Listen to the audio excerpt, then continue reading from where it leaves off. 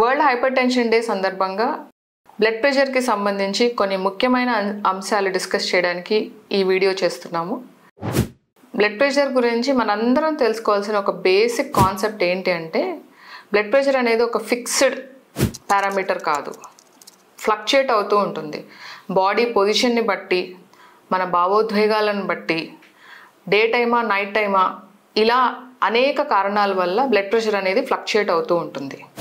Most of the scientific guidelines ప్రకారం అడల్ట్స్లో systolic blood pressure అంటే పైన ఉన్న వాల్యూ 130 కంటే ఎక్కువ ఉంటే, లేదా డయాస్టోలిక్ బ్లడ్ ప్రెషర్ అంటే కింద ఉన్న వాల్యూ 80 కంటే ఎక్కువ ఉంటే ట్రీట్మెంట్ స్టార్ట్ చేయాల్సిన అవసరం ఉందని మనం తెలుసుకోవాలి. అయితే ఈ బ్లడ్ ప్రెషర్కి సంబంధించి కొన్ని ఇంపార్టెంట్ టర్మినాలజీ ఇవాళ ఈ వీడియోలో డిస్కస్ చేస్తాను. For example, white coat hypertension అంటాం. ఇది చాలా కామన్ అండి. అంటే డాక్టర్స్ ఛాంబర్లో బ్లడ్ ప్రెషర్ చెక్ చేసినప్పుడు ఎక్కువగా ఉండడం, ఇంటికి వెళ్ళినప్పుడు లేదా వెయిటింగ్ హాల్లో ఉన్నప్పుడు రిలాక్స్ అయినప్పుడు తక్కువ నార్మల్గా ఉండడం.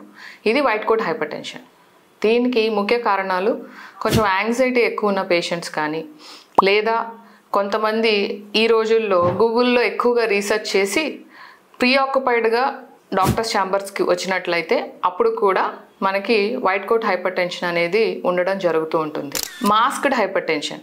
మాస్క్డ్ హైపర్ టెన్షన్ అంటే ఎగ్జాక్ట్గా వైట్ కోట్ హైపర్ టెన్షన్కి ఆపోజిట్. ఈ మాస్క్డ్ హైపర్ టెన్షన్లో ఏమవుతుందంటే, డాక్టర్స్ ఆఫీస్లో బీపీ మెజర్ చేసినప్పుడు నార్మల్గా ఉంటుంది, ఇంటికి వెళ్ళగానే ఎక్కువగా ఉండొచ్చు.